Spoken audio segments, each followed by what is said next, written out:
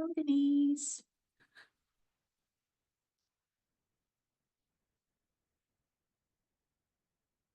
How are you?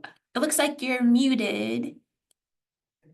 So I'm working with a curriculum planning team on a course that we're developing, Okay. that the first gen course. And Oh, so nice.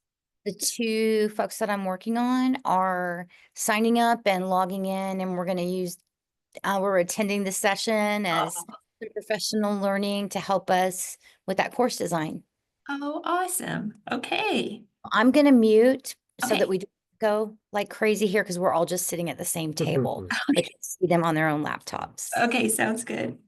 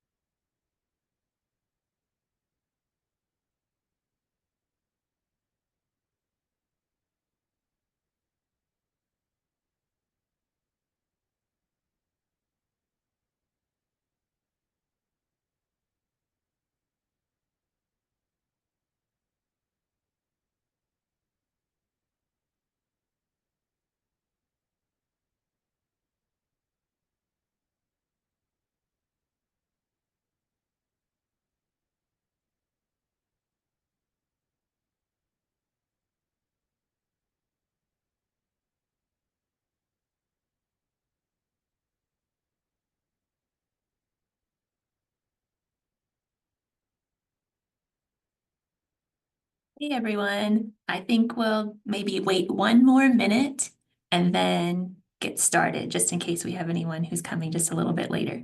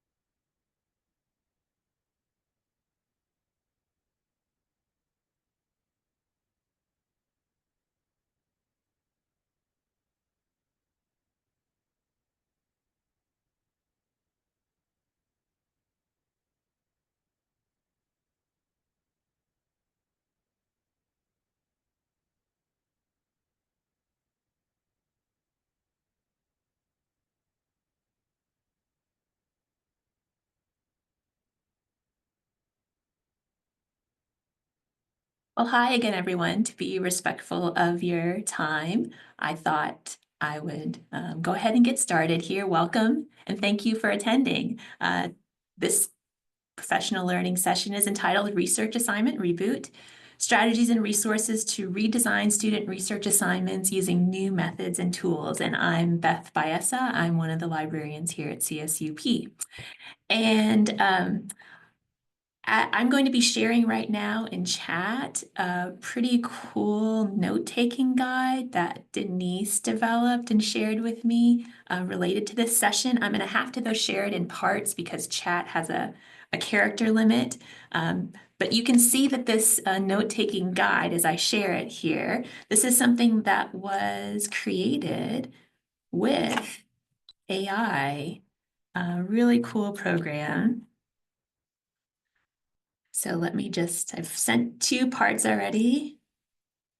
Let's see if it let me send this last chunk all together. I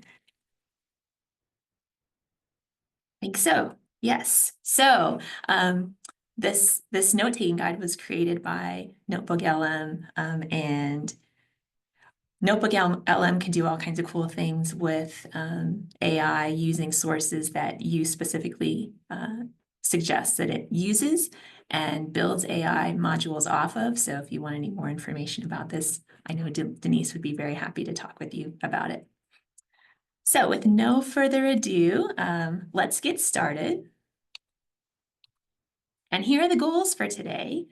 They are, I hope you'll walk away from this session and be able to identify modern methods and tools to support the research process and information literacy, that you'll be able to update assignments to provide relevant guidance, and that you'll leave this session today with strategies and resources that you can implement immediately. So who am I and why am I talking about this subject?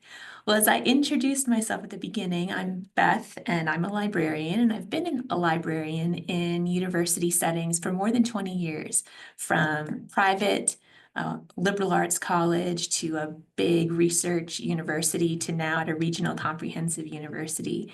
And my role as a librarian across all these different institutions has been to introduce students to research tools and strategies and ways of thinking as they're encountering research assignments in their courses. And these courses can range from the humanities to the arts, the social sciences, the sciences, business. I've run the gamut with working with students on research assignments, from undergrads to graduate students, to students who are coming back to school after a long period of time and having to get caught up on how much education has changed. And my role in seeing different research assignments from a variety of different instructors across a variety of different institutions, and also working with students on these research assignments and helping introduce them to resources and tools that I think would assist them as they complete their research assignments, has offered me a really interesting perspective on how research assignments are put together and what instructors are expecting students to be able to do and are also expecting students to know. And I would like to share today some thoughts. They may be a bit radical, perhaps controversial, and that's okay. You don't necessarily have to agree with what I'm saying. You may indeed have other perspectives, and I'll be very interested for you throughout the presentation to share your background and experience with helping students complete research assignments. So I offer it today as a starting point for thinking about how much research and information gathering for research assignments has changed over the last 20 years and more. As I just think about my experience as a professional librarian, things have changed a lot and they continue to change. And so our ways of thinking about how to go about both assigning research assignments and also completing research assignments may need some tweaking. So that's what this session is about, to offer some suggestions and food for thought as you go about creating research assignments in classes that you're teaching. So just to set the stage, what I'm focused on, and I mentioned a couple times already, is information literacy. And what in the world, you might be thinking, is information literacy? So we'll start here at this common place. These are the current Gen Ed student learning outcomes here at CSU Pueblo.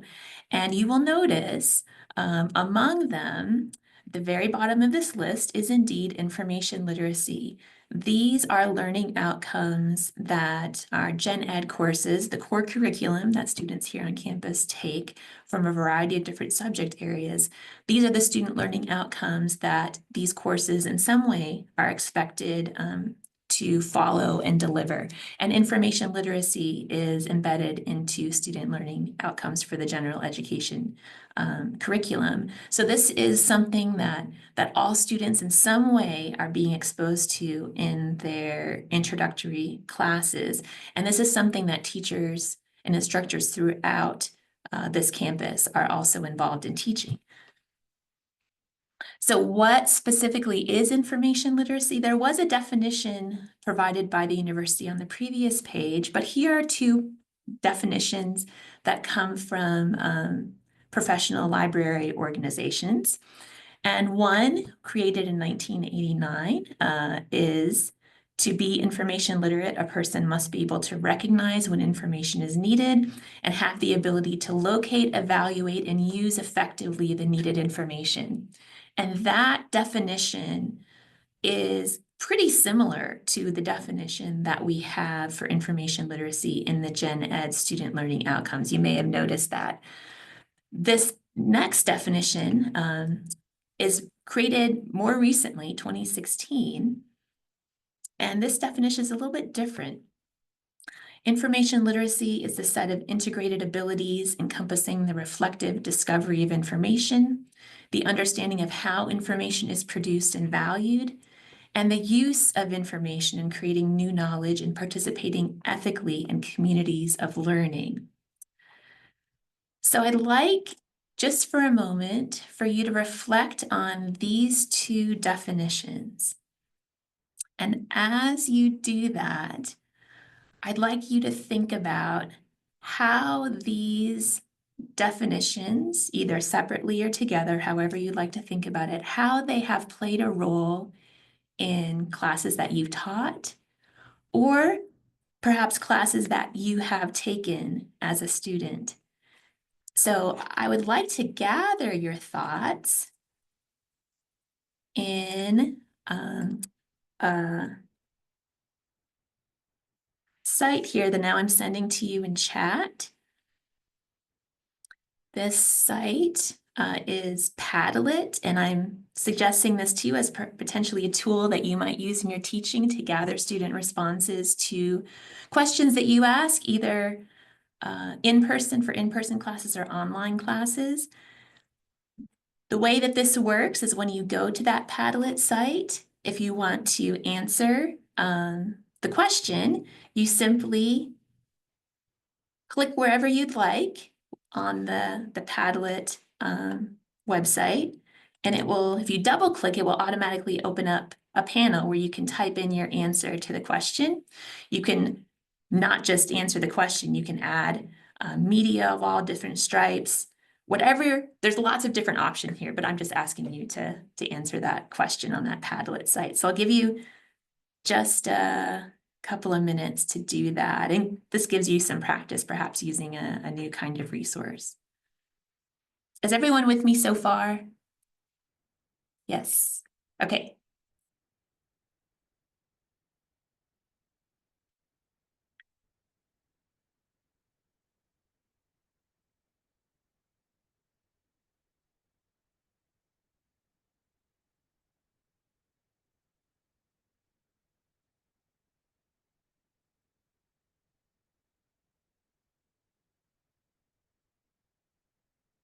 And again, like I said, please feel free to answer the question from either your perspective of being an instructor and teaching students, or your perspective, if it applies more, as being a student.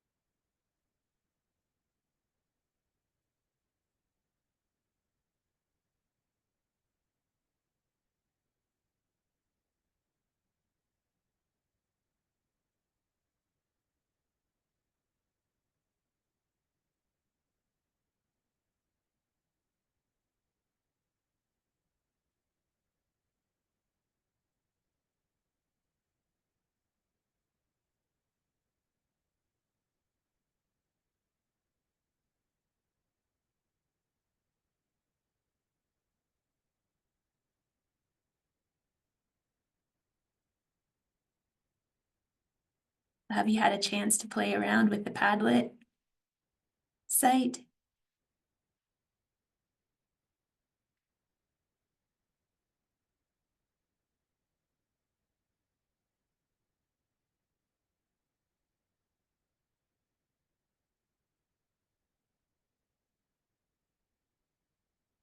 And when you have a big class, and you ask students a question like this gives them a way to answer a question that's anonymous. So this can encourage participation and perhaps not particularly talkative classes. And you also have the ability, as people add different answers to the Padlet site, you have the ability for students then to go, you can ask the students to go back and look at all the responses. And then if they agree with one, they can like it, they can heart it. You have the option too where you can add, students can add comments to other people's responses. So it's a way to encourage participation in classes that if you're having trouble eliciting communication in classes, and that can be a challenge for students, particularly beginning level students, this can be a way to help them get more involved in active learning and active participation in classes. Oh, cool. So Nearpod, yeah. Yeah. So the Collaborate board is a riff on Padlet. Same but different. Yeah. So there's different kind of tools out there that can do similar types of things. Cool. Thanks for sharing that, Denise. Okay. So let's continue with the presentation now. And I want to just give credit where credit is due here. Much of this presentation, the ideas for it were inspired by this really cool infographic created by a couple librarians at the University of New Mexico. And librarians do a lot of sharing of information with each other, whether through conferences, whether online or in person. But then now, since COVID, we're doing a lot of online workshops. And so I attended a workshop led by these librarians from the University of New Mexico, where they piloted these ideas for outdated research notions. And they got a lot of support from the librarian community and a lot of head nods like, yes, yes, yes, we need to see these changes in assignments that faculty are creating. So I've taken a lot of inspiration from what they've created here and bringing this for discussion here on this campus. So what's an example of an outdated notion? Well, here's one. And as I'm talking about this one, I'd like you also to think about some outdated notions that you may have encountered, whether in teaching or as a student, if that fits your perspective more, in assignments that you've been asked to do. So here, the outdated idea is that we can judge a website by simply looking at how the URL, the base URL ends. And we can say things that end in .org are good or .edu are good, and things that end in .com are bad, things that end in .gov are good. And that may have worked way back when the web was new, and we could have more simplistic ideas for how sites were actually delivered. And back then, .org, you had to go through some hoops to get a .org site. And so that those rules may have made more sense 20 plus years ago. And in fact, when I go into classes and I talk about evaluating information in general, and when we talk about evaluation online, I ask students, so how many of you have been taught that .edu sites are good and .com sites are bad? And yes, for those that have received some sort of instruction on evaluating information, yeah, that's what they're still being taught, whether in K through 12 or in classes in college. And so I challenge this and I say that it's not that simple anymore for reasons, and that there are other more reliable ways to determine a source's ultimate credibility that go far beyond just relying on its surface level characteristics. We have to dig a lot deeper than that. And That is surprising to students who have held on to these binaries for so long. So that's one example, I think, of a outdated research idea that needs some change and needs some new direction for faculty who are designing assignments around source evaluation. There are more, for sure. So now I'm wondering, is there something that you were taught or have taught about information literacy or research that you think could benefit from a fresh perspective?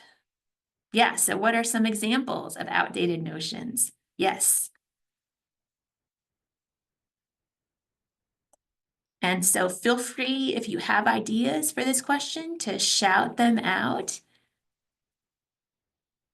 Oh, I love that, Erin. Publish or perish mentality.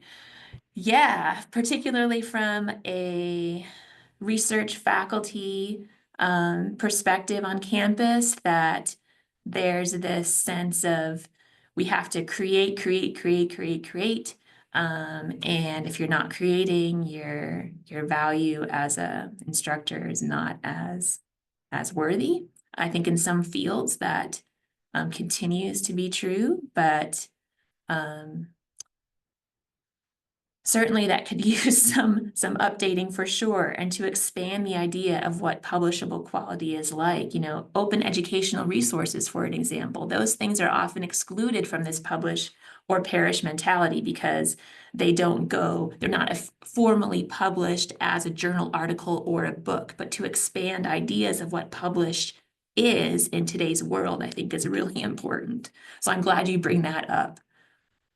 Denise says, yeah, the elements are always right or they're always wrong. Learning management systems, yes. Is that what you're referring to, Denise, with the LL? Yeah. No, something else? What are you referring to with the LL? Large language models, AI, Oh, oh, LLM, yes. all Okay. the like Gemini, Chat GPT, stuff like that. Anything that's Yes. an LLM. Yes. So either there's this blanket kind of absolutely not to use them, or a blanket, they're all the same and everything is great. Yeah. So that's a perspective too that I think needs some challenging, because there are different qualities and varieties of these LLMs, AI tools out there for sure. And so Erin shares publisher Paris mentality depends on the discipline. I'm in business management. Some of us may be practitioners, yes. Or the quality of OERs, yes, yes, yes.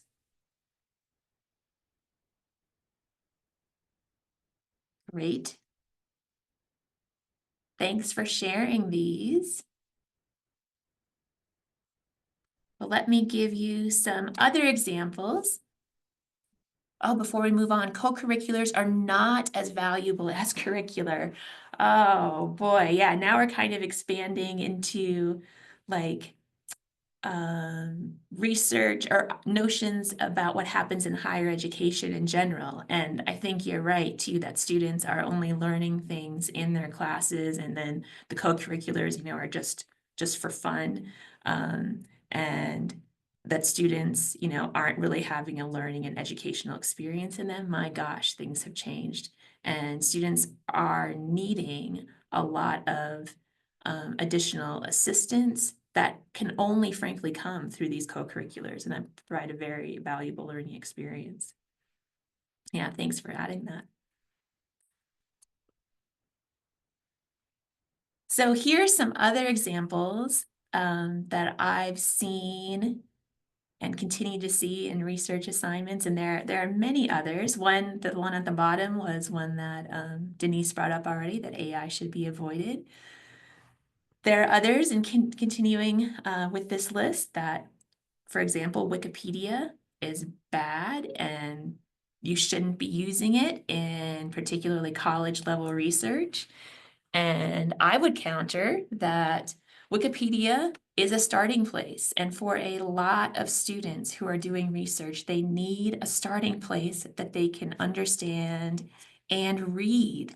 And Wikipedia can be a fantastic place for getting some context around complicated topics that students may only find addressed in scholarly academic literature that could be way beyond what they're able to understand about a topic at the time. So Wikipedia is accessible, and I think Wikipedia also provides entry into exploration of other sources that students can use. And so in that way too, it's valuable to provide points of direction for students to encounter more resources than they may even have any exposure to anyway, and to see how information on a broad topic can be condensed, can be created in such a way to make it understandable for a wide variety of people who might be reading Wikipedia. I think that's all valuable, really valuable for students to see.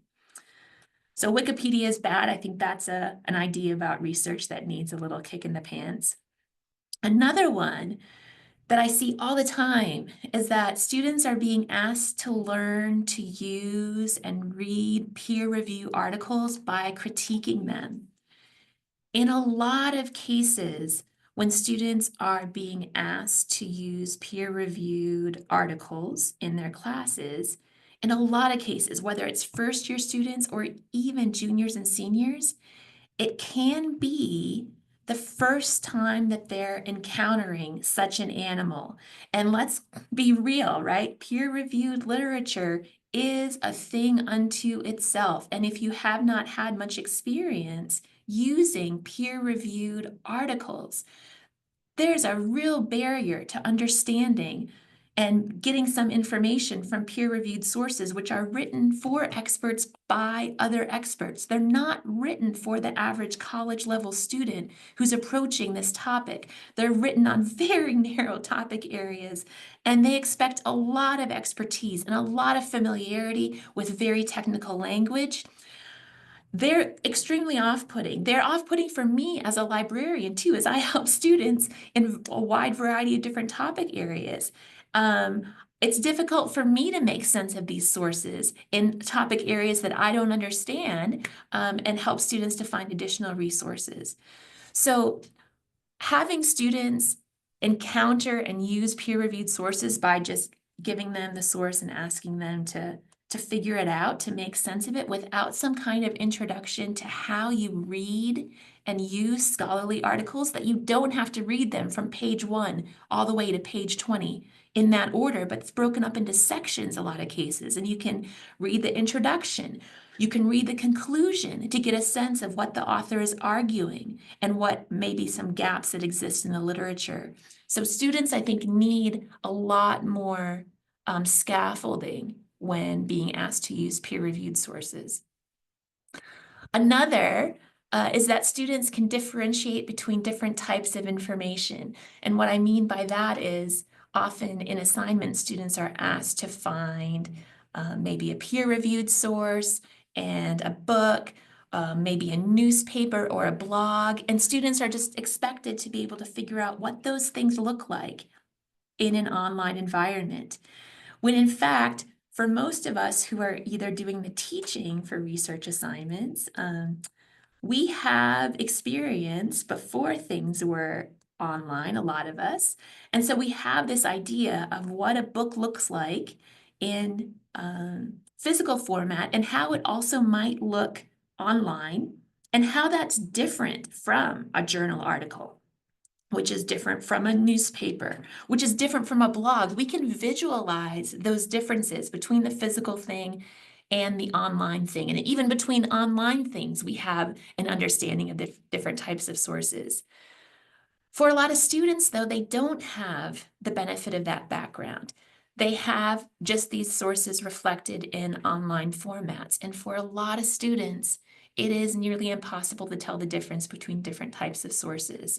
So when professors are asking for specific types of sources that students need to use, I think it's important for them to show them what an example source might look like online and how do you actually find these things. Another one, which I talked about just briefly at the beginning of today's session with that .org and .org is good and .com is bad, is that checklists are a good way to figure out a source's credibility. Like we have information about a website and we just stay on that website and look for, is the information accurate? Are there any grammar errors? Was the site updated recently? What, what, how does the site end? Its URL, this checklist way of thinking about evaluating information online was used again in the early days of things being online, and there were all kinds of acronyms that folks came up with to define what elements that the checklist should contain. And in fact, checklists force people just to stay on the website and evaluate the website by just focusing on the information on the website itself. And information evaluation is so much more complicated than that. It requires more skills than that, I would argue. And so I think we need to ditch the checklist and look at more sophisticated ways of evaluating information that take into account today's really complicated information landscape. And I'll talk about strategy for doing that in just a moment. And then the idea, again, that AI should just be avoided, that it's new, we don't understand it, and so we should just move past it. And I hope that as the world of AI has been rapidly developing, certainly over the last 2 years and then some, people are beginning to have a more nuanced understanding of what AI's capabilities are, particularly in the education landscape. And I think there's a lot of value to using some AI tools in academic contexts. And this example that Denise showed me, Notebook LM from Google, that's a pretty cool one and a lot of things, interesting things that it can do. So these are just some examples. That infographic that I linked to earlier from the librarians from New Mexico, there's many others that we could talk about here. And I hope that if you're interested in these ideas, that you'll check it out. The link is available in the resources at the end of this presentation too, that you'll have access to. So now, what are some strategies that we can use to get past these research assignment ideas that may need some refreshing? Well, here are some that I would suggest, and these are things that you can implement right now to help students in classes that you're teaching. And one of them has been a longtime favorite of mine. I feel like it solves a lot of issues, and it is the TILT project. Transparency in learning and teaching is what this, I love the clapping. Yes. Another big fan of TILT out there. Yes. So this was a project that it spent some time at UNLV. There was a primary investigator who really brought this into the forefront in like the 2010s. And I discovered it as a librarian, and wow, there's so many interesting things that can be used from the research that they've uncovered. And I'm going to put the link here in chat to that TILT higher ed site. And so really what they're wanting is, in their research, is to make sure that students understand in classes that you're teaching why you're asking them to do what they're being asked to do, just the why behind it. You know, a lot of times students get assignments and they're not told why this is important, how this contributes to their learning. Making that why really prevalent in the class can make a huge difference, has a significant impact on students' ability to learn. And particularly the group that they were focused on with TILT were first generation students, students of color, very much the population that we're here with at CSU Pueblo. So there's a lot to learn from the Tilt site. There are some examples and resources if you're interested in figuring out how do you implement this idea of transparency in classes that you are teaching. But an example specifically in research assignments is sometimes in research assignments, faculty say, you can only use scholarly sources. Okay, but why? Why for that particular assignment is only looking at scholarly sources important? So that's, I think, a conversation that a faculty member could have with their students if that's how they're designing their research assignment. Why am I asking you to limit the types of sources that you use for this assignment? Another is that sometimes we ask students to use multiple sources in doing research, and frankly, that's commonly the strategy.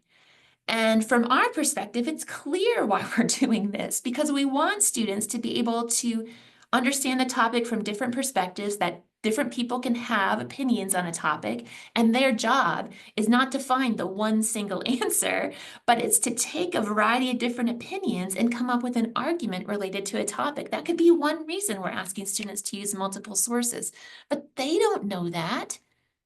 So explaining the rationale for why you are asking students to use multiple sources, having that conversation with students in class, before you hand out the assignment, after you hand out the assignment, certainly before they've completed the assignment, I think could be a very helpful learning experience for students.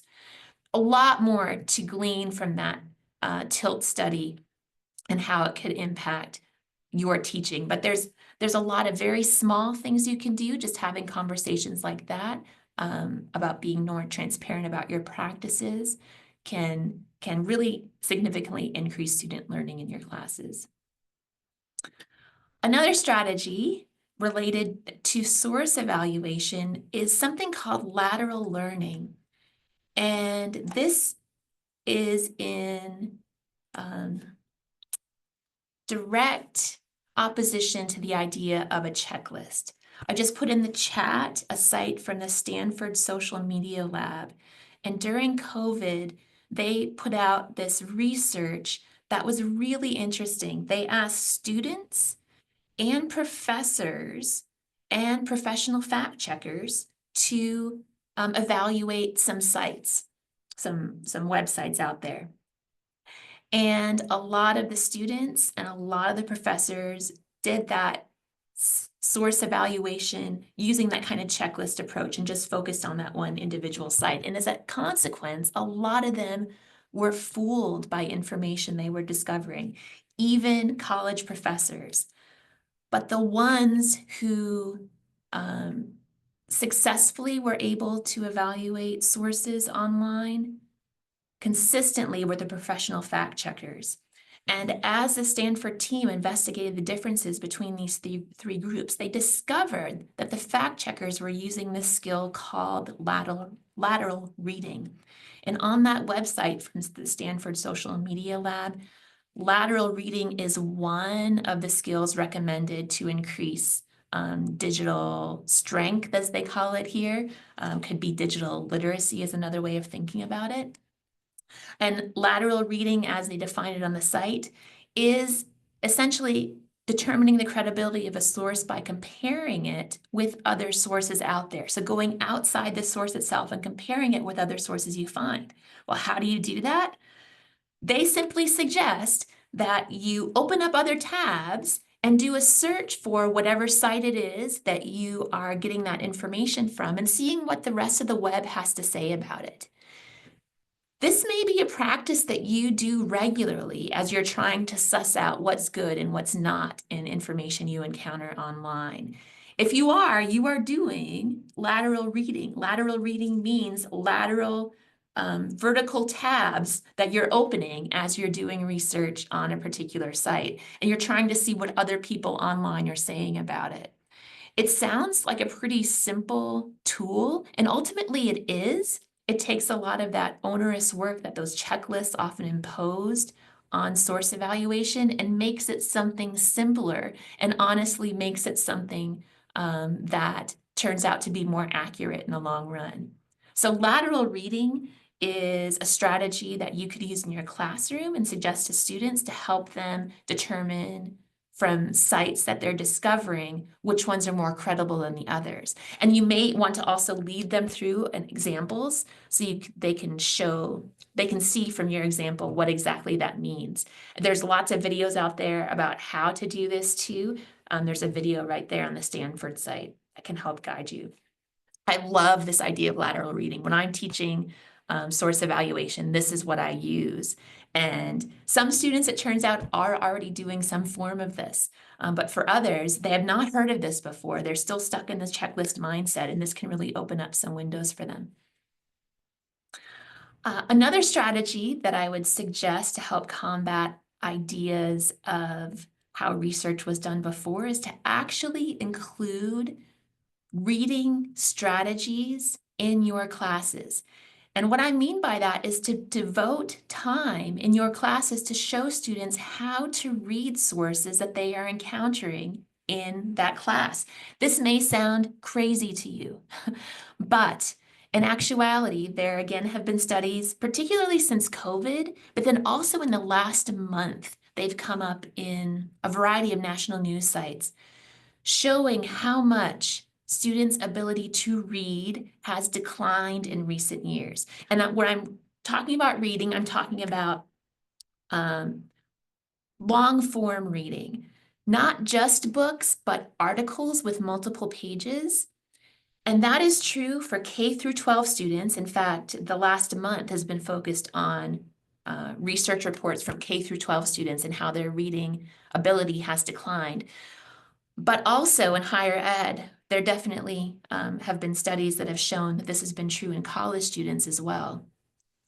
So reading in class, giving students strategies for how to take a lot of text and understand it. For books, that means showing students that there's a table of contents and an index they can rely on to help them navigate to whatever section of the book makes more sense for them.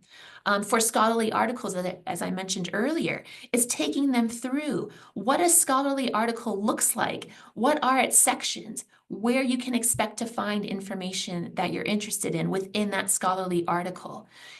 It's also true for newspapers too. A lot of students have not had any experience with newspapers and don't know what they're for and who they're written for. So really just bringing up a newspaper article and showing what kind of information you can find in a newspaper article and how that differs from an article or a book.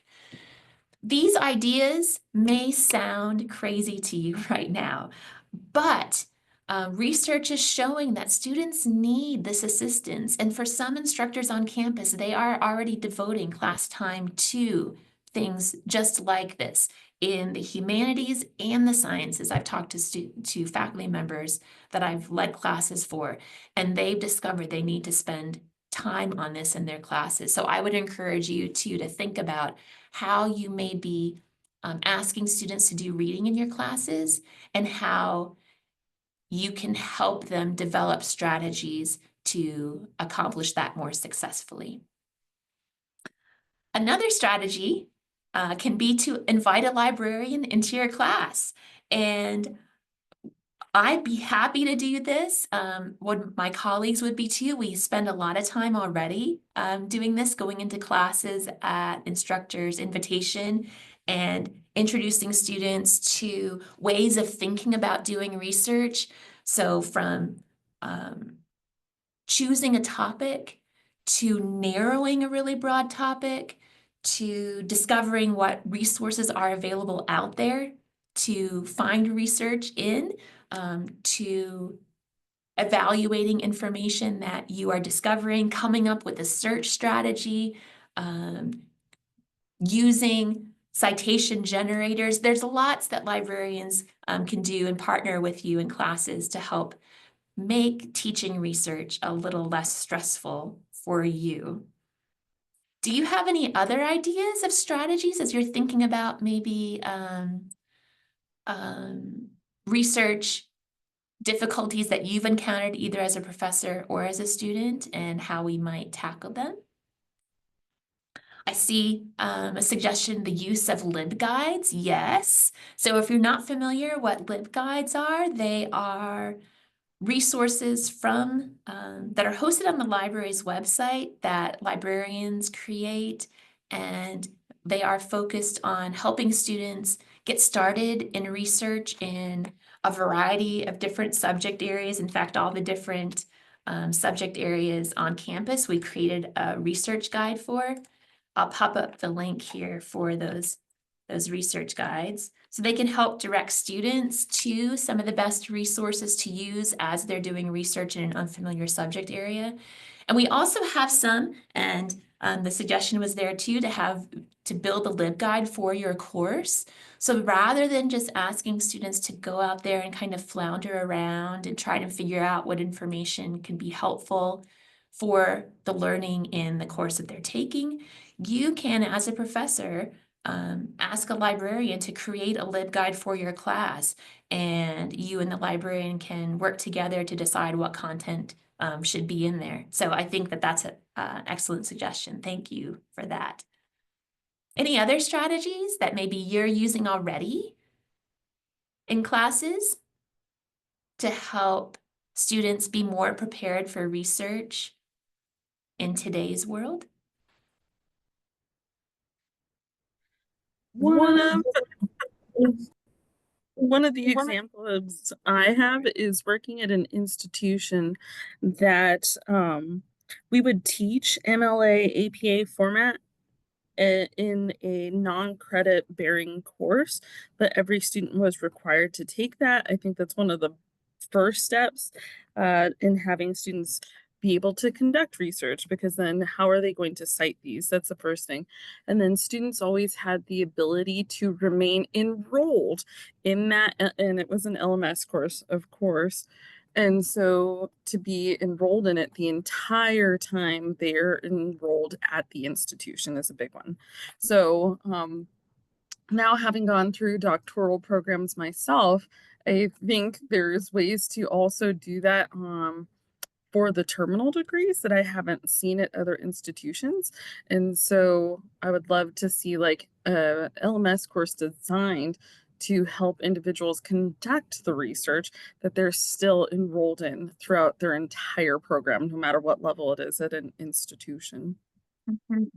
Yeah, thank you for sharing that. Yes, so having some kind of online, on-demand resources for students to go to as they're doing research in classes, and just to consult as they need assistance along the way. Yeah, I like that. Thank you. Then in the chat, there is, I'm thinking like scaffolding research assignments to facilitate learning process and product, then doing the research assignment in chunks so they're getting feedback and revising as they go along. Yes, yes, again, this can be really helpful, particularly for students who have not had much experience doing research projects. As I've discovered going to classes is true here. They haven't had much experience doing research projects. So any way that the pressure can be mitigated in such a way that projects are broken up into smaller chunks and students work on those chunks along the way, that can be extremely helpful and make it less intimidating in general. Yeah, thank you for that. Wow, well, this has been wonderful. Thank you for these suggestions. I really appreciate it.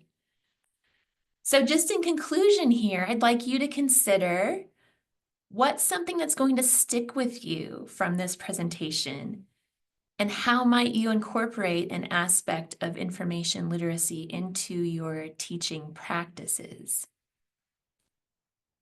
So is there something in particular that's going to stick with you from this presentation?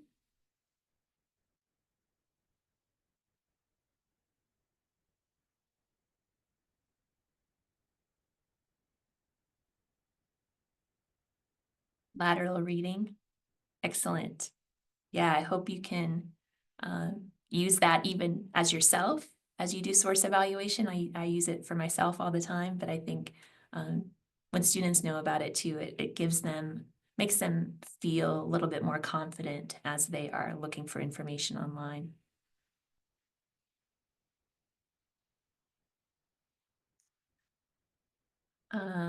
In chat reads, the tilt really hit home with me because when I was a student, I always wondered what I was gaining from the work I was doing in some courses. Yes, yes, yes, yes. I appreciate you sharing that because, yeah, professors are designing assignments for a reason, and we want hopefully that information to be transferred to students, but very often it's not. And so just letting students know why they're doing what they're doing, why the professor designed it in a certain way, I think that can really involve the student in the learning and in the creating of the material for the class. So thank you so much.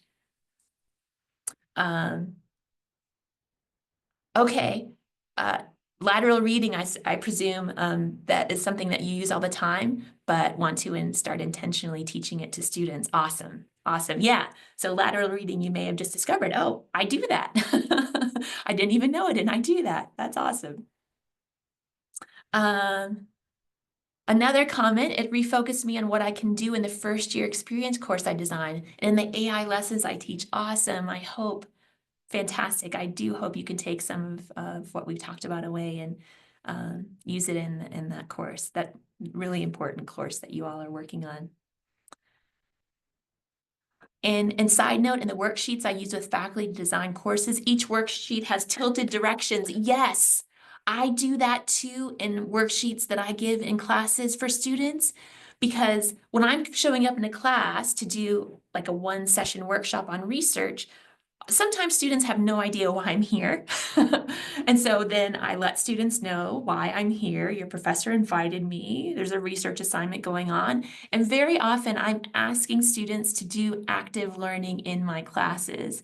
And so when I'm handing out worksheets at the top, I'd say the purpose of this worksheet is, just so it's real clear. I say it in person, but it's often on the worksheet itself. So I'm so glad, Denise, that you've taken that tilting to heart too, with worksheets that you use with the faculty for course design. Awesome. Thank you. Thank you for sharing. So next on the screen, I have the resources that I use for today's presentation. The first one is that infographic. And if you want to take a look at that, as I mentioned, just is really interesting to see how much research has changed in recent years. And then others are some news articles and some scholarly articles about various topics that I hit on in today's session. Well, thank you so much for your participation today. I was really happy that you joined, and thank you for all your thoughts and comments along the way, whether in chat or audibly or through Padlet. I hope that you've also learned from each other. I know I've learned from you. And in the final moments here, I'd like to share with you the feedback form. So if you could take some time, please, to fill out the session feedback form, I'd really appreciate it. And thank you to Denise for allowing me to use her Zoom channel for this. Any questions that you all have that I could answer? None at the moment. Okay.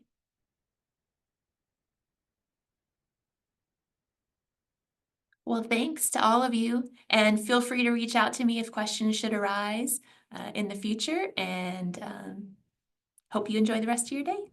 Awesome. Thank you so much, Beth. You too. Have a good one. Thanks. Thank you. Thank you. Hey, Beth, Yes. if you send me, let's see, I have your PowerPoint. Yes. If you have anything you want me to post with the lesson, or do I have everything already? think you have everything already. I'll send you the PowerPoint because the old PowerPoint had the date of last fall session on it. So Oh, I'll okay. send you the Yeah, one. we'll revise that. Okay. Yeah, So send me yeah. that and then I'll get everything posted up and I will email everyone who signed up Okay. when the materials are posted so they know it's there too. Okay. Well, thank you guys You're for welcome. Thank attending. you. This was That great. very sweet. Great. It's been awesome. Good. Have a good rest of your day. Bye, Beth. Bye.